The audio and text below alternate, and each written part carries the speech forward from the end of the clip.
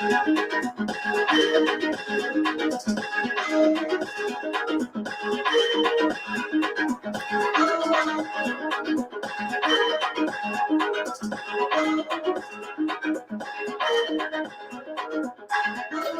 afternoon, everybody. It is Sunday, October 24th. It's 3 p.m. Welcome to KWBE. This is Ed Steed, your host of KWBE. That is Kicking It with Brother Ed. I'm glad to see all of y'all out here. We have our guest coming back from last week. If you saw the program last week, it was phenomenal. And in regards to voter education, we're coming to the end of this road that we call the voting season. There's people that still have to vote. Most people still have to vote. I know there's early voting in various sections, but most people still have to vote. So in order to facilitate that whole process and to get people involved in voting for real, we want to bring these guests on. And I'm going to start out with two guests. One, Brother Steve Young from last week, and Sister Cynthia Dawkins, who's just coming up now.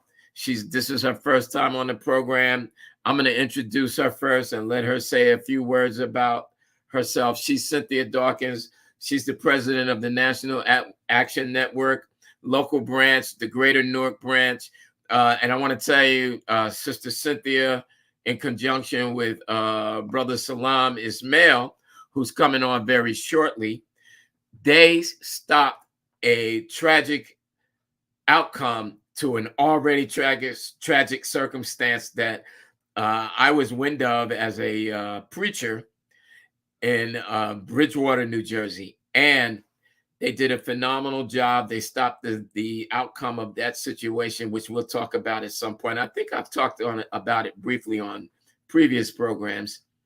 The mother, as you may recall, was Lisa Myrick, and it was her son. Her son was shot and killed.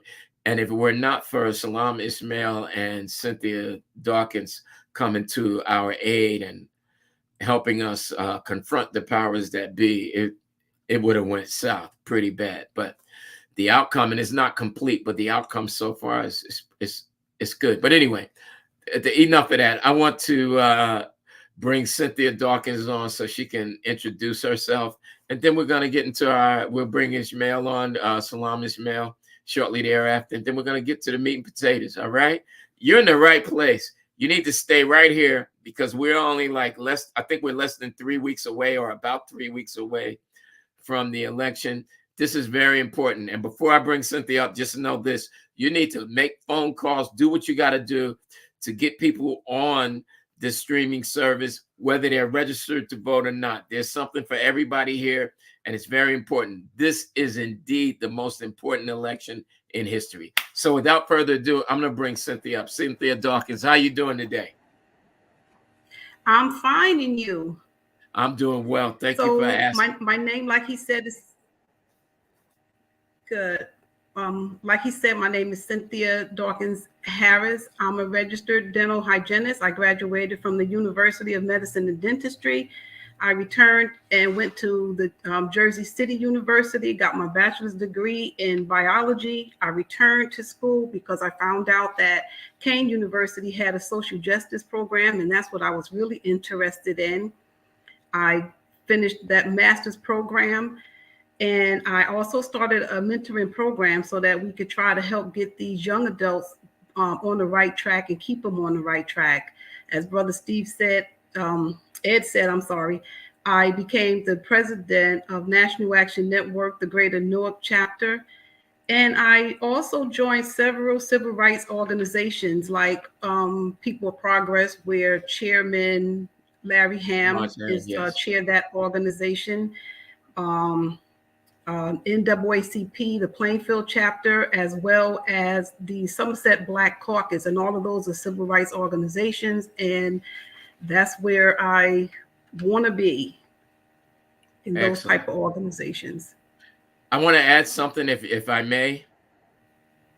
Okay. Cynthia Dawkins is also, she's very well educated. She's also an author. She authored this book. And when we have her on later this year, we're going to offer the book up like we do. We're going to get a couple of copies of this book. She's going to autograph it. But this, I've been thumbing through it. It's very, very helpful, easy reading. And part of her background is in, as she said, she's a dental hygienist. She's been educated. Part of her background is what she wrote about here, and it's very helpful. There's some things that we lay people like myself don't even know, but thank God we have people like her, ambassadors like her, taking this to the common person. Okay, how'd I do with that, Sister Cynthia? Great. Thank you so much. Excellent. So we'll get back to that another episode, probably towards the end of the year. So we're gonna make sure that you all know about it. In the event you do not know about it at all, you want to get your information from her prior to that. It is on Amazon. Is it still on Amazon, Cynthia? Yes, it is. It's still on Amazon. You can get it. A lot of pictures. It's good. It's not like heavy duty reading. It's good. Lots of pictures and good information. So get that. And if you want to wait for us, you can wait for us. We're going to give away a couple of copies. And on that note, thank you for your introduction, Cynthia. I want to bring up another man that I introduced last time, but I want to bring him back up because he wrote a book also. And today, if you're watching this program, or even if you get it after today on the, if you get this program after today on the recorded version of it, you can still get a free copy of this book provided by KWBE and written by Brother Lawrence Ham, who's a community activist, and he's concerned with voting and so many other issues. We're going to get you, KWBE is going to get you, we got 2 copies of this. We're going to give away, and all you got to do is put something in the comments box or send us an email. And you know our email is kicking with a G at the end, not kicking, which is our program name. It's kicking it with Brother Ed at yahoo.com. No spaces, all lowercase letters. If you send it an email, or preferably if you put something in the comments box today, like happened last week, we will get you an autographed copy of this book signed by the author himself, Lawrence Ham, who I'm going to bring up right now. There he is, Brother Lawrence Ham. How you doing today, sir? I'm doing okay, Brother Ed Steed. How you doing? Man, I'm blessed. I can't complain at all. And Cynthia, how you doing, Cynthia? I got to get Brother Salam up in here. All right. There he is. Brother Salam just came up, but I want you to say a little bit something on your book, about your book, Brother Ham, and then I'm going to bring up. First of all, thank you, Brother Steve, for plugging the book. A Life in the Struggle, Lawrence Ham, A Life in the Struggle. And thank you for making it available to your viewers. First, I'd like to say this book is co-authored with Annette Austin, yes, who is a noted author. And whenever I talk about the book, I got to talk about Annette, because if it wasn't for Annette, there wouldn't be a book. Because I've known Brother Steve for half a century, and he'd be like, Brother Ham, why it take you a half a century to write a book? Because I had to have a lot of years. That's right. So I had to have somebody come along, kick me in the butt, make the book happen. And Sister Annette was that butt kicker, since we talking about kicking it with Brother Steve. Right. But my thanks to Annette Austin. And the book is an overview of more than 50 years of activism. Brother Steve and I started about the same time. He was at Central High School. I was at Arts High School. We were children of the Black Power movement. The Black Power movement happened in the 60s. We started high school in the 60s. I think we both started in 1967. And we didn't start out as activists, but by time we were seniors in high school, the movement had touched us where we were. And we got active in the movement because of people like Amiri Baraka, whose birthday was just this week. His birthday was October 7th. How old would he have been? Oh my goodness. He passed away in 2014. He was 78. He would be 88 years old Yes. if he Wow. was alive today. Wow. He'd be 88 years old. He passed in January of 2014. Um, and we miss him sorely, but he Sure. was blessed with many children, and one of his children, Roz, has gone on to become mayor of Newark, A great mayor. and is now, yes, and is now running for governor of New Jersey. Yes, that's right. So we see that growth and development. But this book talks about our sojourn as high school student activists, and then as college student activists, and then returning from college. Those of us who were high school student activists, we all grown now with families and apartments and homes and cars, but we still That's wanted right. to be activists. And we Amen. came together and had those first meetings at the home of Ed and Connie Steed. And Yes. that is where we laid the foundation for the People's Organization for Progress, which was founded, which started in 1982. Wow. And so we're now looking at 42 years of Wow. the People's Organization for Progress. And the book covers all those years, and everybody and everything, well, almost everybody and everything we encountered at that time. I say almost because I'm gonna have to write a part two, because Excellent. as I read the book, I see some things were left out, not on purpose. We did the Right. best we could, but when you have time to sit back and reflect, you say, "Oh, I didn't put this in, and oh, I didn't put that in." Right. So Right. there'll be another book. But thank you, Brother Steve, for highlighting Yes. that book. And let me say two things real quick. I got to get Brother Ishmael up here, so I want to get to that. But I want to say two things because you touched on both of them. One, my wife Connie Steve died in 1987, and if she was still here today would have been our 45th wedding anniversary. Wow. Yeah. And even though she Wow. passed away so young, she left me, as you know, with two beautiful children. I Yeah. have more children, but the oldest two children are from her, and grandchildren, all of that. It's been awesome. And the second thing is, last night, speaking of Central High School, I went to my 50th high school reunion, and I woke up this Wow. morning. I was kind of sad because I was like, that was it. But I talked to a classmate, and we're going to try to get together. But anyway, enough of that. I just wanted to put that in there. Those two things. I want to bring Brother Ishmael up. Then we're going to get to Brother Stephen Young, who's as always waiting patiently. We want to get him up here, and then we're going to ask some questions that's going to be for all of your edification, your education, if you want, whatever the case may be. I know one thing.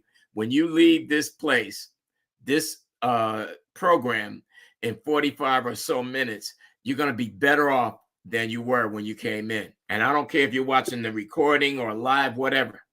Just stay with us. Stay with this program. This is arguably the most important program you're going to see this whole season. Okay. So let's bring Brother Salam Ishmael up. He's the director of the National United Youth Council Incorporated.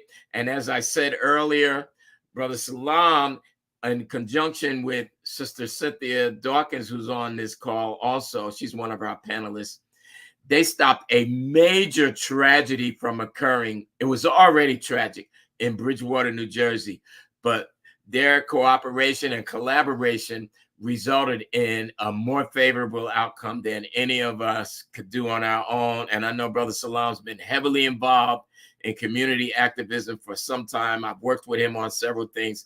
So I just want you to say a little bit about yourself, Salam. Not too long. We want to get to the meat and potatoes, but I want to give you an opportunity to say something. And before I go to him, don't forget, you viewers, you get a chance to get a free copy autographed personally to you of this book, Lawrence Ham, written by Lawrence Ham and Annette Alston. We're giving that away free. There's no obligation. All you got to do is put something in the comments section or send us an email.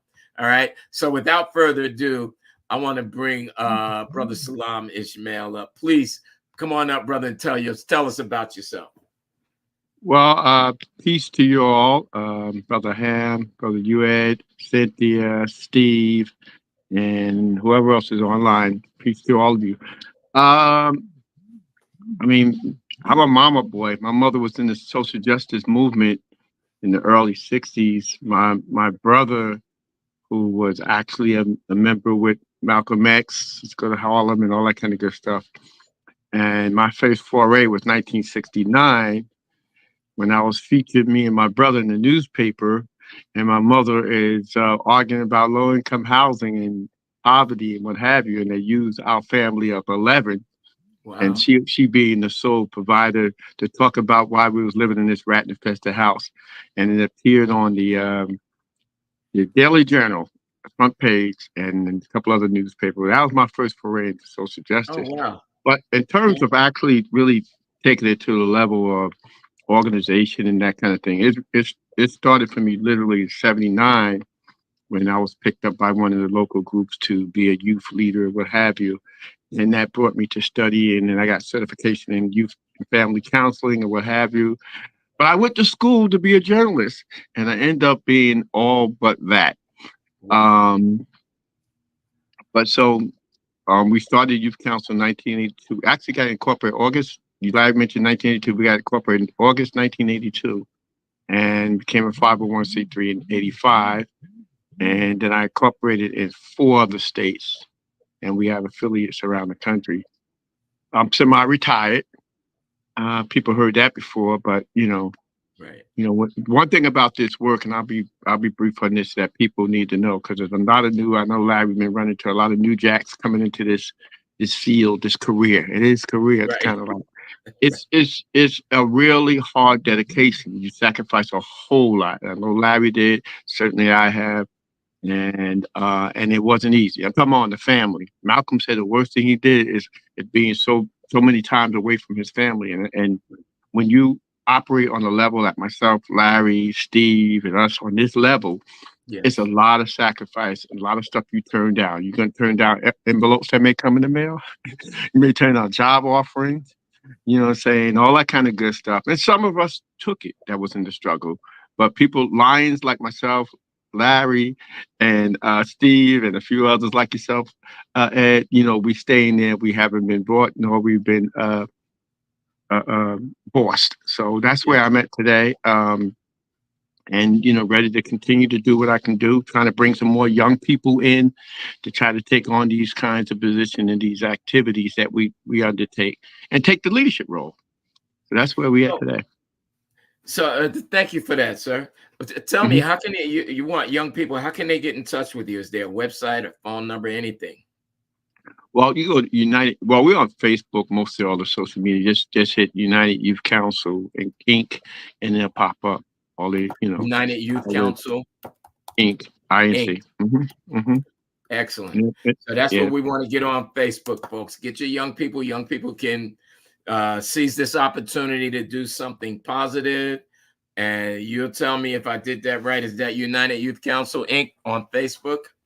Okay, so that's where we want you to reach out. Thank you for that. We're going to get back to you. I want to bring up Steve Young, who's in the National Action Network, the Atlantic City division. And Steve, I want to ask you first the question. You're going to get question first. How you doing today? First, I give honor to God. Peace be unto you. Assalamu alaikum. And salam to everyone. Same to you, sir. God bless you. So I want to ask you a question, picking up from where we left off last week regarding this whole voter education thing. Many people, but by no means all of the people who click on to come into our viewing audience on this program, whether it's live or recorded, most of our people come in after the fact with and they access the recording for whatever reason, the inconvenience or whatever.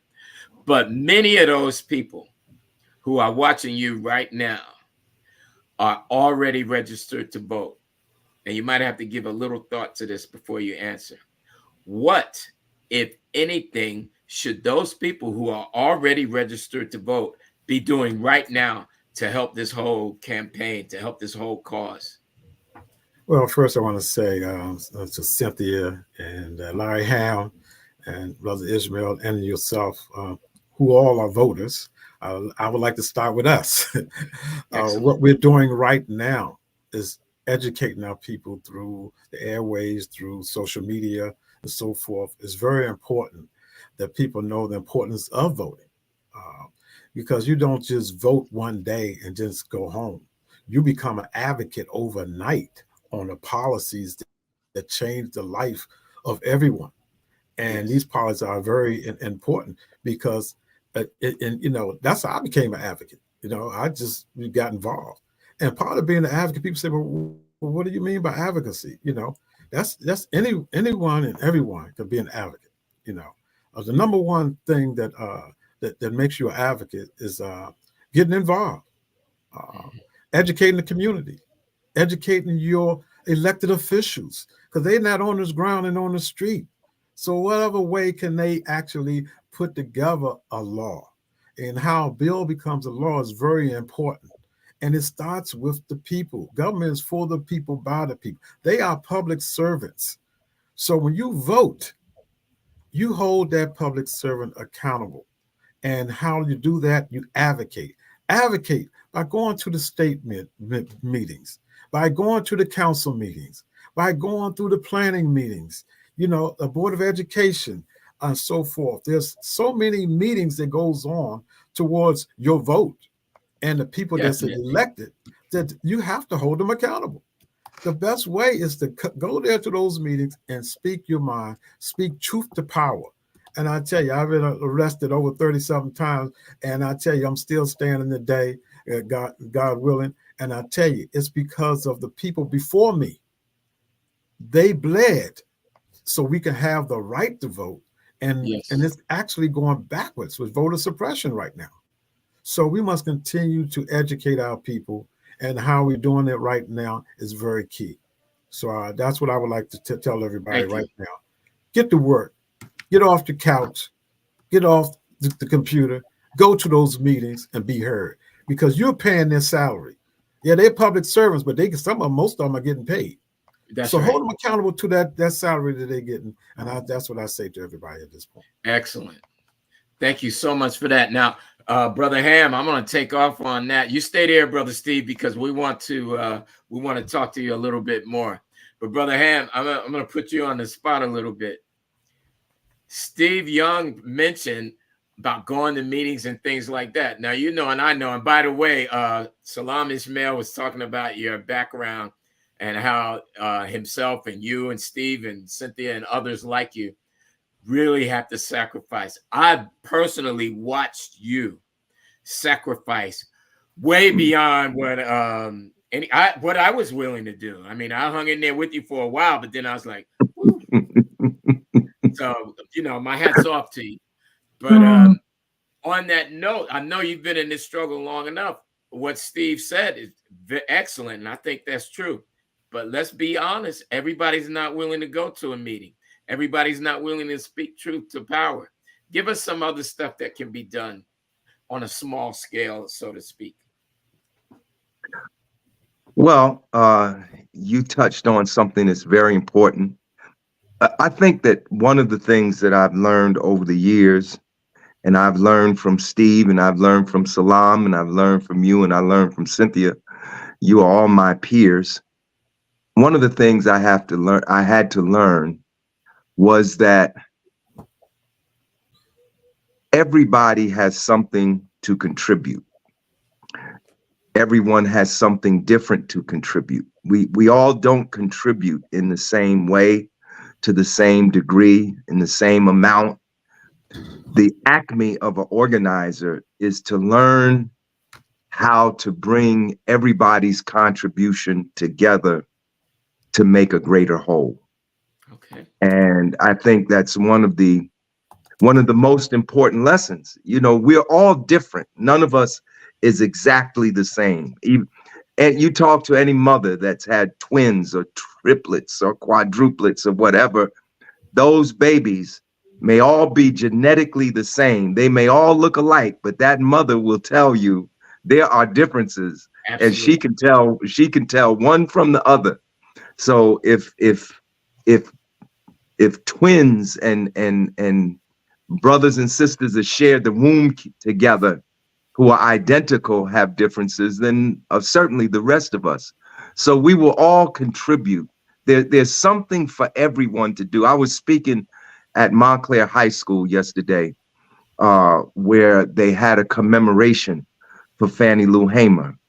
As we mentioned last week, right. October 6th was the birthday of Fannie Lou Hamer. And they had a commemoration for Fannie Lou Hamer. This group called the Howe House Foundation. The Howe House is a house that was built in Montclair, New Jersey by an enslaved person. And a group of people got together. They were planning to, I guess, tear the house down or sell the house or something. Group of people got together and said, this house is a national monument and we're going to save it. And they did. And so they had a commemoration yesterday for Fannie Lou Hamer. And after the commemoration, a lady came up to me. She said, Mr. Ham, and this was an older woman. I wouldn't say senior, middle-aged woman. She came up to me. She said, Mr. Ham, I would like to join your organization. What are y'all doing? And I said, well, you know, we're marching here on this day and we're marching there on the other day. And then she said to me, well, Brother Ham, I can't march. I have a disability. I can't march with you. And then, you know, I said, okay, there's something in POP for everybody to do. If you can't march, you can write. If you can't write, you can talk. You know, if you can't talk, you can stand there and hold a sign. You know, there's something for everybody to do. I mean, some of us are good at marching. Some of us are good at writing. And I don't just mean writing letters. I mean, like writing opinion pieces. That's how you influence the public, writing opinion pieces. Some write letters, some do petitions. Some folks can make phone calls. And the lady who spoke to me, she said, now this is true, I'm not making this up. She said, Mr. Ham, I can't march, but I can contribute some money to your cause. And you know, that put a light in my eyes, of course, because we always need money. Absolutely. People think the movement don't need money. Let me tell you something. People see these marches and things happening. It takes money. I don't even care if it's a little march. You need money. So the point is this. Everybody can do something. You know, some of us have, by dint of our background, by forces operating in our lives, are put in a position where we are compelled to make this our life's work. But those individuals are few and far between. Most folks are regular working folks, got to go to work every day to make a living, got families to support, mortgages and rent to pay, bills to pay, and they don't have a whole lot of time. Some people work 2 jobs. You work 2 jobs, you have very little time left. Next. But whatever your situation is, there's something you can do. You know, even if you don't do anything else but show up once a year for something, there's something you can do. So that's the lesson there, that everybody can make a contribution. Everybody's contribution will be different. And this is the other thing. Organizers have to be patient and have to be tolerant and have to remember that you wasn't always conscious. Right. You weren't always articulate. You weren't always, you know, critical of the government. There was a time in your life when you went along with everything just like everybody else went along with everything. Right. So you have to be patient with folks and try to work with them as best you can so that they can be part of the overall effort to push our people forward in the struggle for liberation. Excellent. Don't go anywhere, because we got to come back to both of y'all. I want to bring Salam up because I want to get even a little deeper with that question. So, Brother Ishmael, as I said from the outset when I first posed this question to Steve, I said many of our viewers, most of them, a heavy percentage of them are already registered to vote. So Brother Young and Brother Ham both gave some awesome food for thought type answers to that question. But I want to go a little deeper with you in that I would like you to identify some specific things that those of us who are already registered to vote can help this process, specifically the upcoming election. I know there's more than the presidential aspect of the election, but the presidential thing is what we're all focused on. This is the crucial historical moment, as Brother Ham identified last week. What say you, sir, Brother Ishmael? Well, I mean, I would say this. I worked on a lot of. I don't work on too many campaigns. I don't do. I very rarely do an endorsement. I very rarely get involved. I hardly even go even free tickets, politicians events for good reasons. But this campaign is like this whole environment is so weird. I don't. I'm sure Larry and Steve can attest for it as long-term activists that this whole it's a lot of us is in a real complicated situation. To be honest with you, and I'll be transparent, I'm not satisfied with either party, and I mean to the point that I can feel the frustration of Black men.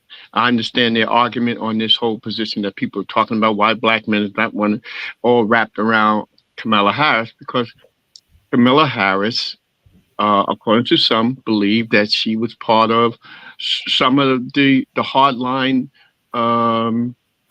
criminal justice in California, Right. and how she, over time, changed. Maybe she changed her ways, whatever. But there's folks in the Black community, many African American male, feel that, and feel the pains of that. And we know Biden was one that authored the mass incarceration crime bill. He was, and he supported it all the way up to probably to was forgiven by Clinton, who also signed it into law. I mean, so there's some pains there, and instead of folks criticizing that, need to let that happen. Now, that doesn't excuse you from not voting at all. Right. That doesn't excuse you to say, well, hell, I don't like Kamala Harris or Donald Trump. Right. And I'm not supporting Kamala Harris because she's supporting the Biden administration policies. But that shouldn't keep you home. That should motivate you more to go to the polls. Now, if you go in that poll and decided to vote for yourself for president, I really don't care. But don't go in that poll and do not go to the poll, because too many people have sacrificed their lives and what have you for it, and we owe it to ourselves. And there's too many other options. There's about 4 people, I think, running for president. So you got those options, and you got the option of just writing somebody in, but don't cancel that. I'm only specifically talking about the presidential. Of course, you go down ballot. Right. But I was only answering your question about the presidential. But I'm just saying and I'm not here to try to change some of these brothers' minds, because it's a lot of it, when you hear some of them Black men talk about the Biden administration and what have you, I mean, it's hard to argue against it. When we got a war that's spending billions and billions of dollars on a continuing expanded war, we have more Black men that are literally homeless on the street than I have ever seen in my life. And come on, some of the migrants, which I support anybody that want to come in this country and make something out of themselves, but I don't support them. That means us being pushed aside, where many people feel. So this is a complicated election, but let all the complication keep you home. That's what I say. That's my message for that. Excellent. So don't go anywhere. We're going to go around on this thing, but I want to bring our sister Cynthia Harris back up. And Cynthia, what you've heard the brothers' responses and the questions. You got anything to add to this? I do. You can go door to door, different things you can do at the registration. You can go knock on doors, canvassing. Sure. You can canvass with the guys that are actually running for these positions. Do your due diligence to educate yourself about the people that are running, so that you can make an educated decision and not just vote for someone just to be voting. But I feel like, and I could be wrong, there's basically 2 people in this race, and you have to vote for one or the other. There's others, but they're on the forefront of this. And if you stay home, you might be helping the opposite opposing team win. Right. So I just feel like it's either apple or oranges. You have to get in there and vote for one or the other. Okay. That's I feel you on that. And, you know, as Brother Ishmael said, and I see the assemblyman, the former assemblyman is here. We're going to get him up also to chime in on this. I like what Brother Ishmael said, like, do something. Even if you vote for yourself, go in the booth. Because those who came before us did sacrifice an enormous amount of their own lives, and some of them gave their lives so we could have the vote. But you got a little more specific than that. You're saying, well, we really got two choices here.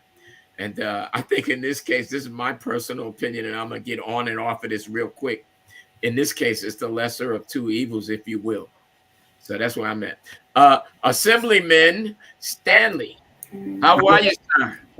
Yes, sir. Yes, sir. I'm well. I'm well. Out in the, I'm sorry, it's out in the trenches. Understood. I got a little carried away, you know. We don't call it the social action network for nothing. We try to get out there too. So I apologize. No biggie. It's as they say in France, or maybe it's Newark. Better late than never. Okay. Right. And as the young people say, my bad. It's all good. So what we've been talking about is what can a registered voter do in this current process to help things along.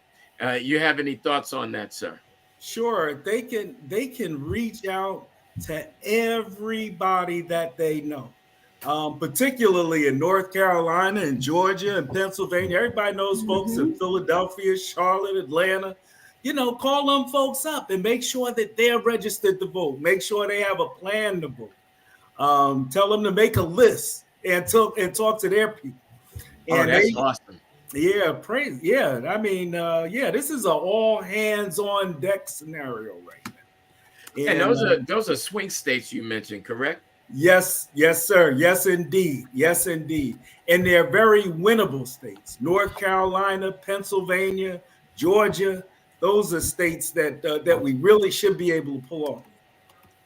And even Florida is in play. You know, down there, you know, we got folks in Miami, folks in Orlando.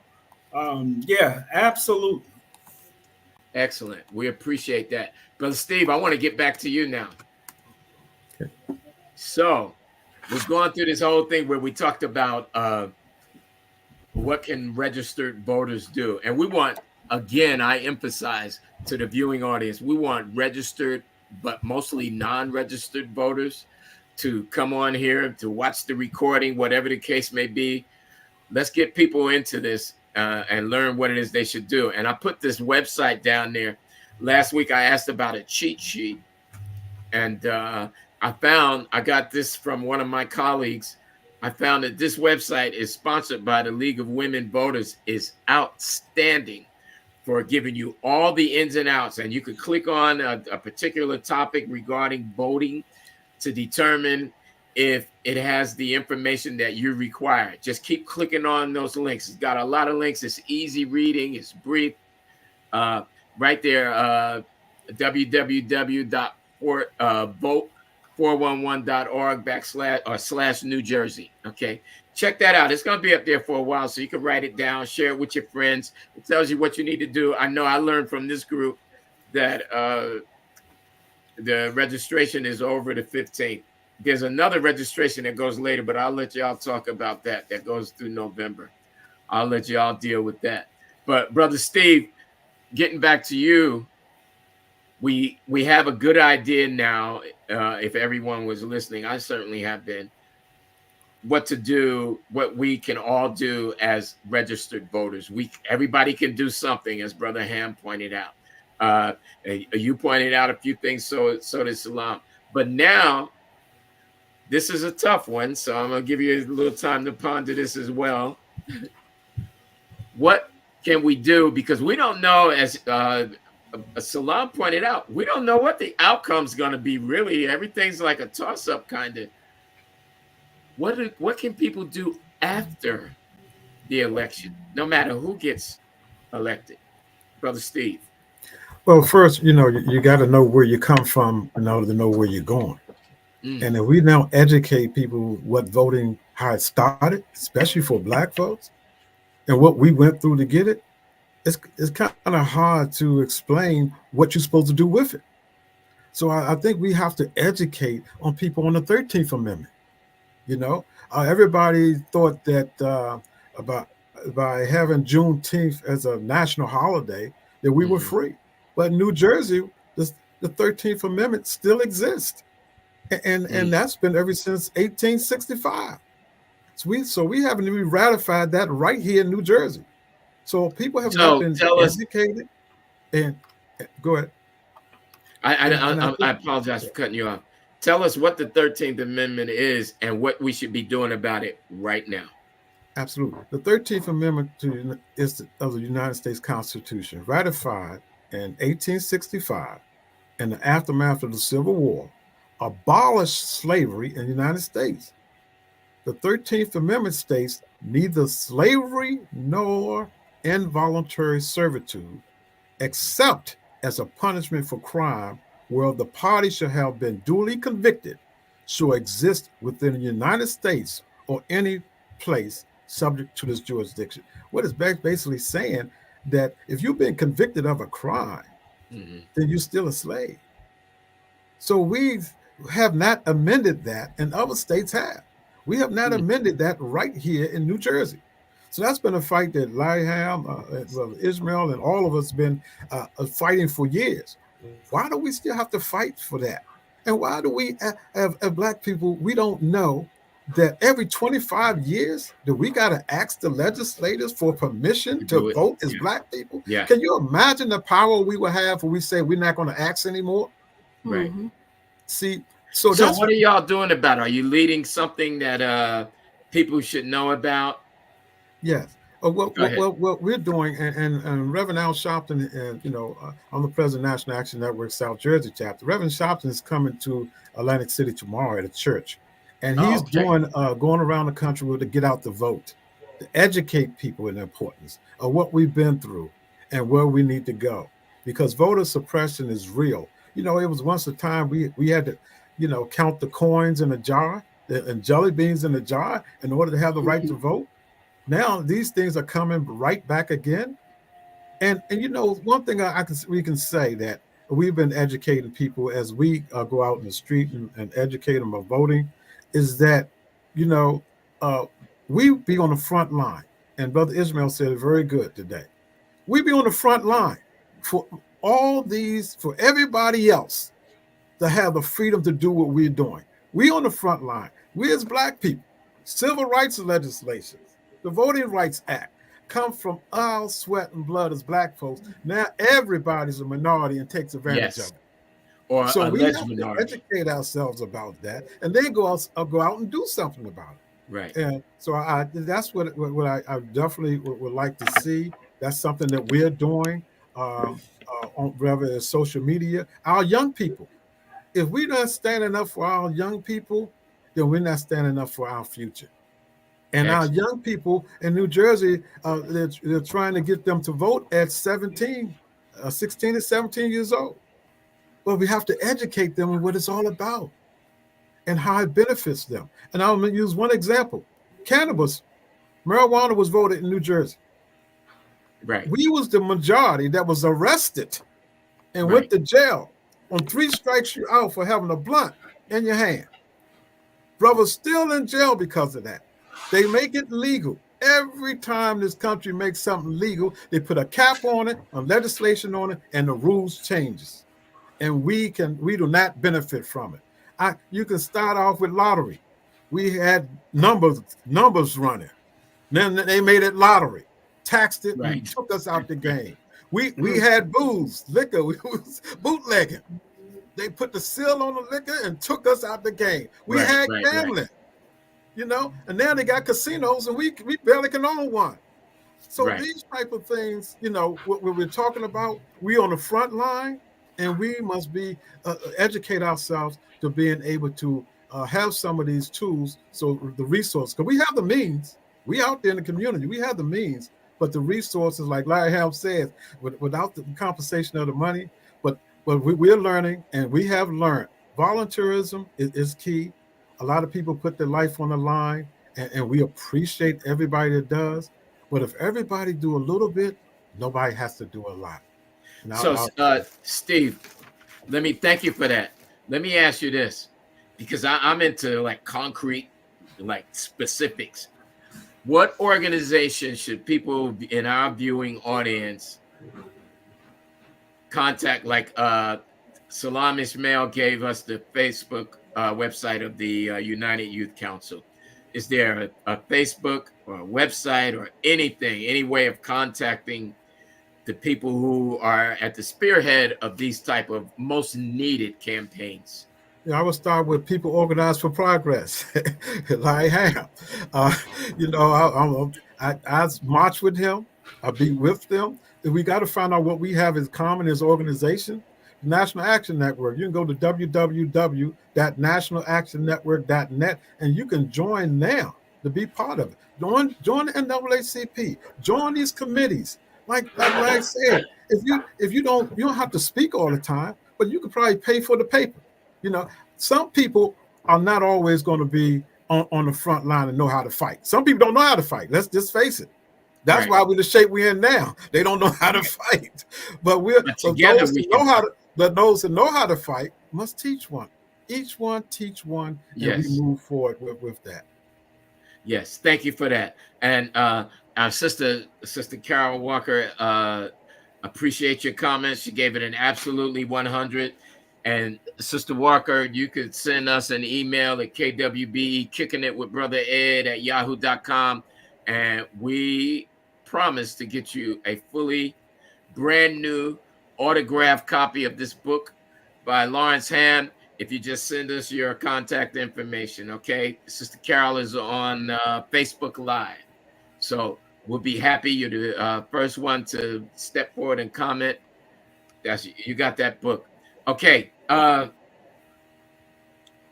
Brother Ham, speaking of the specifics that can be done, and your organization, which, as you pointed out, was born in my dining room, actually, in East Orange, New Jersey, the People's Organization for Progress, or as we called it, and they still call it affectionately, POP.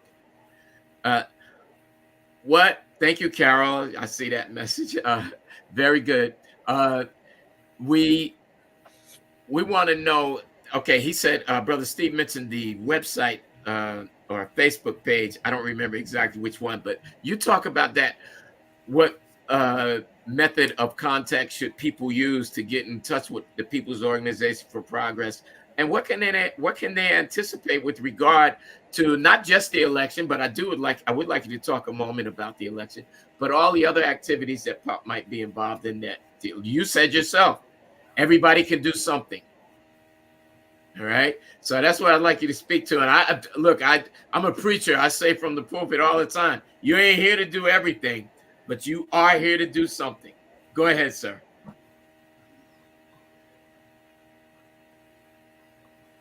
I think you're on mute. You are on mute. Start over again and hit that. Yes. Sorry. If people want to reach POP, they can call POP at 973-801-0001. 973-801-0001. And you can come on POP. We meet every Thursday night at 7, and we meet virtually. That is, COVID introduced us to virtual meetings. Right. We didn't know about virtual meetings before COVID, and didn't know about Zoom. But once we got on the virtual meetings because of the lockdown, we never left it. So for now and for the near future, we will be meeting virtually. People call us, we'll send you the link, and you can sit in on the meeting and see how we do things. And then when you feel comfortable enough, you can jump into discussions with us. We do a lot of talking, but at the end of the night, before we adjourn those meetings, we usually plan some action. For instance, October 22nd is the National Day Against Police Brutality. We will be, as we have for, oh my goodness, more than 12 years now, I think, we march every October 22nd, as do people around the country, to highlight the issue of police brutality, to demand justice for the victims of police brutality. So I hope my colleagues on this program and folks who are watching and listening will join us. 5 o'clock, we're going to meet in front of the headquarters of the Fraternal Order of Police. Why are we meeting there? Because the Fraternal Order of Police went into court to stop the establishment of a police review board with subpoena power in Newark. They did that 4 years ago. So every time we have this national march against police brutality, we start at their headquarters at 51 Rector Street. That's right. It's on the same street as the YMCA in downtown Newark, only it's at the end of the block. The Y is on Broad Street between Rector and Fulton, and the FOP headquarters is down the block on the corner of Rector and McCarter Highway. And we meet there to put the pressure on them to get out of the way of the Establishment Police Review Board with subpoena power. Tuesday, October 15th, is the last day for voter registration in New Jersey. That is the last day to register for the November 5th election. Like if you register on October 16th, you won't be able to vote on November 5th, but you can vote on the elections after that. So POP has been doing voter registration every Saturday since March. And here's a picture from yesterday of our folks on the corner of Broad and Market registering people to vote. We're going to be back out there on the 15th, which is Tuesday. We're going to be out there, I believe, at 12 noon on Tuesday, the 15th of October, to try to get a few more people registered before the close off.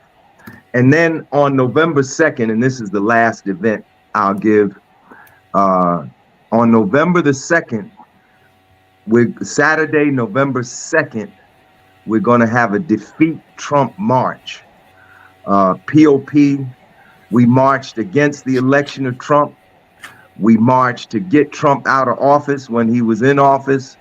And we're going to march again on Saturday, November 2nd, to send out a signal to people that they need to come out on the 5th and make sure this guy doesn't get reelected.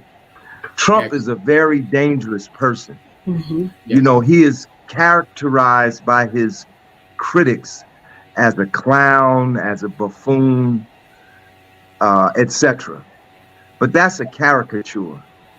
He is the leader of a right-wing fascist movement in this country who want to undo all the progress of really the last 100 years. Mm-hmm. Now, it's popular to say, because it's easiest to see, he wants to undo the progress of Black people, but it's more than Black people. Absolutely. He wants to undo the social progress since the New Deal. Like, who does that?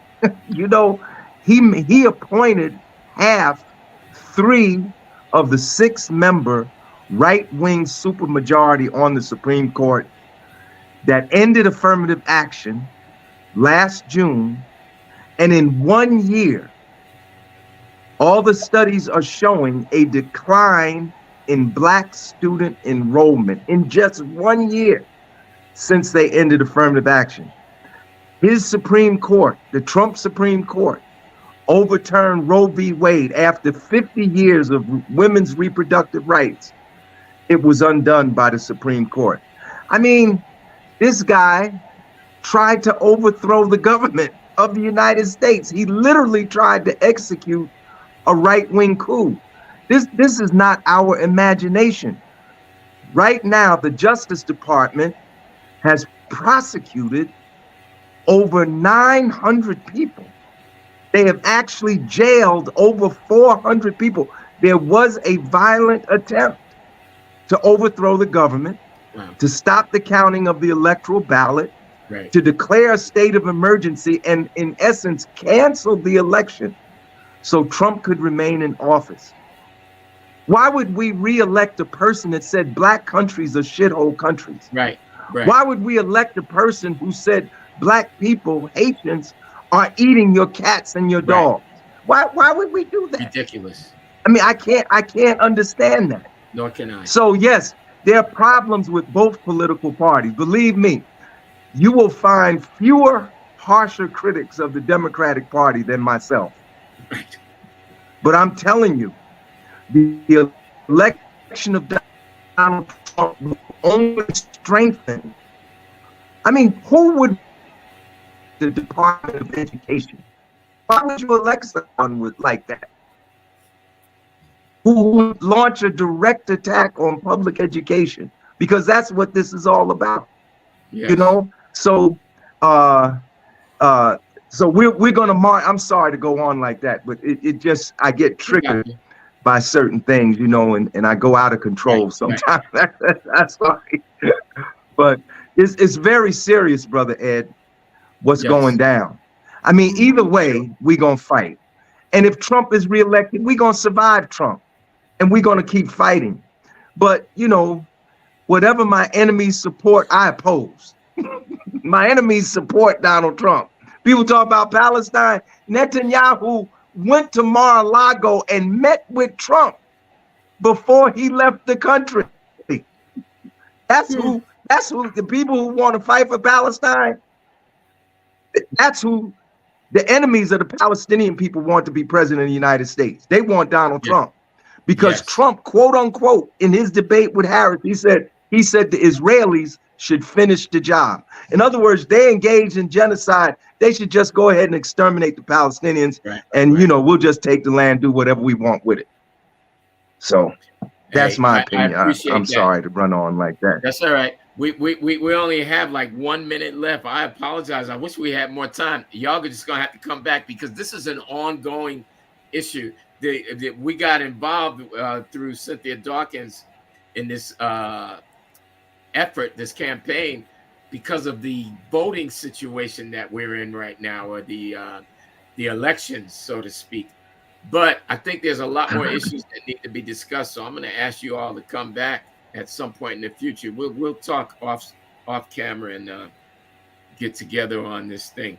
But Assemblyman Stanley, I would like you to give some parting words on that, and then hear from Ishmael and Cynthia. We're going to go a little over. I apologize, but this is so important. We're going to go a little over. This is supposed to be an hour program. Let's make it an hour and 5 minutes. We can spare an extra 5 minutes, please. And let's go to Assemblyman Stanley first and see if you can get something in there. Are you muted, Assemblyman? Yes, you are. Yeah. So, yeah, I just want to say, very, very urgent. I just sent you an email. I think I sent Larry too. It's a flyer that actually has a QR code where a person can look to see if they're registered to vote. And then if they're not registered to vote, there's another QR code where they can register themselves to vote. So, you know, I think it was a good point that Larry made last week. You know, check to make sure you're registered, because you know, sometimes people get purged. They think they're registered and they're not. So this QR code will allow you to actually check your voter registration status and also register yourself. Excellent. The other QR code will allow you to register.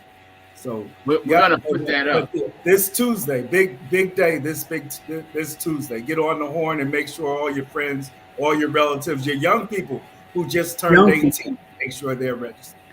Excellent. Let's go to Brother Ishmael. You want to chime in there, sir? Yeah. I mean, I may take the controversial end of that. Sure. And I just say this I think people need to vote their conscience and don't let Trump or Biden, Harris getting away from you going to that poll. There is a down ballot we have to get connected with. And whatever side you on, Democrat, middle road, Republican, whatever, I'm talking about black folks. Don't let nobody shake you from your opinion, your thoughts, and what have you. Do what is consciously necessary for you to do in this election. I believe, and let me say this real quick, I believe we're in a civil political war, and I think it's going to extend far greater than November 5th. And there's going to be two warring parties, Democrats and Republican, and we need to stay conscious of that and be prepared to take our place and making sure we get the kind of justice we've been wanting for the last 50, 60, 70 years. That's it. Excellent. Thank you so much for that. Sister Cynthia, can you'd like to give some parting words on that? Yep, really quick. I think everyone, if you're not registered, I think you should register, whether you plan to vote or not. Do your due diligence to find out all you can about the two front runner candidates, and choose the one that you deem fit, or the one that will help you in your everyday life, the one that's going to make a difference in your life. And I know we're just supposed to say register to vote and not pick a person, but I'm not on the fence at all. I know exactly the same thing like Larry Ham said. I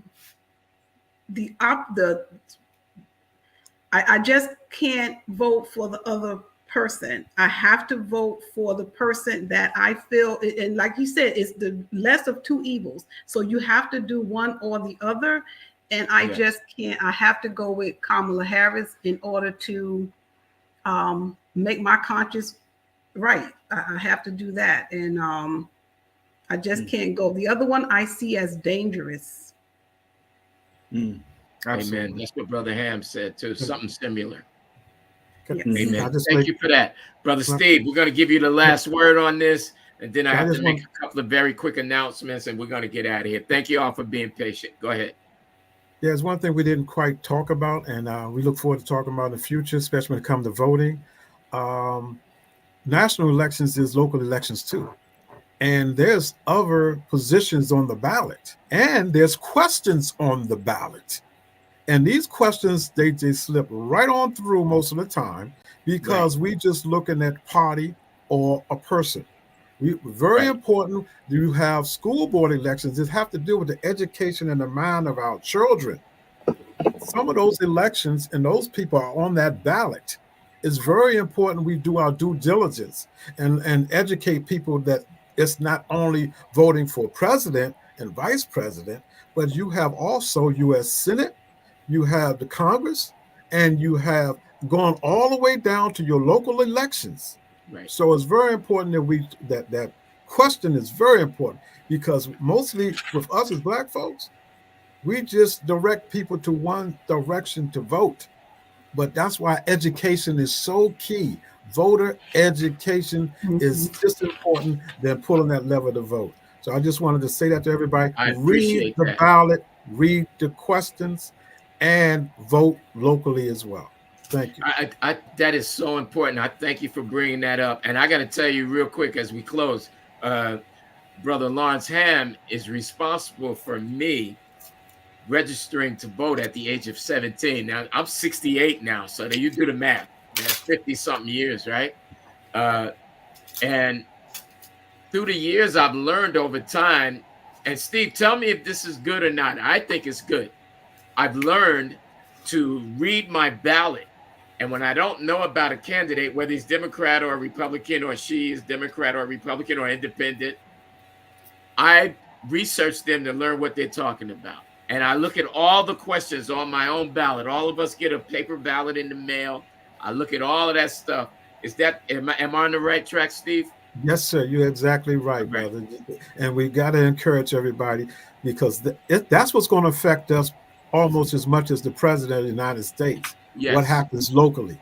Because here in Atlantic County, Atlantic City, we have so much conflict of interest. Everybody is everybody's relative on the school board. So they made a policy of it's called a vote of necessity doctrine. They made a doctrine of a necessity, so you can vote when there's a conflict of interest. So your family member can have a job, you can vote for them now. And that's why we got to educate people and who to vote for and how to vote and what it means. Very good. Thank you all for being here. I want to emphasize that you vote, that you get registered to vote. If you're not already, that you make sure your paperwork's in order. I want to put that website back up here that I had up here earlier. We saw the flyer from former Assemblyman Craig Stanley. We want you to look at that. I'm going to be distributing that and posting it, Assemblyman Stanley.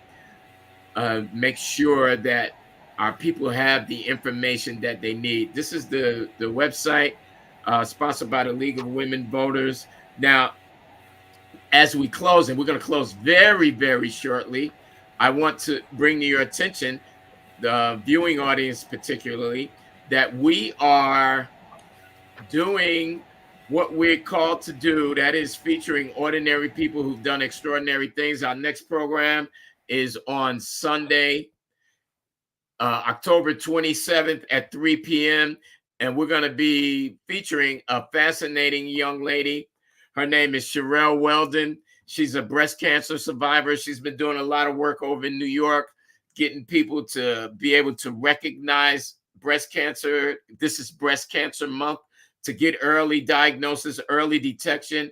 And what do? God forbid you find out you do have cancer. She's a survivor. She's been dealing with this for years. She's going to be on October 27th for a half an hour, 3 o'clock to 3:30 p.m. Please join us. We're happy for our guest panelists today to have done what they were called to do. And I don't know about y'all, but I definitely feel educated. Our time is way up. Thank you for your patience. Sister Walker, thank you for your participation. Thank those of you who were on, even if you didn't participate. Thank you. We'll be signing out right now. We hope to see you on the 27th at 3 p.m. God bless you all.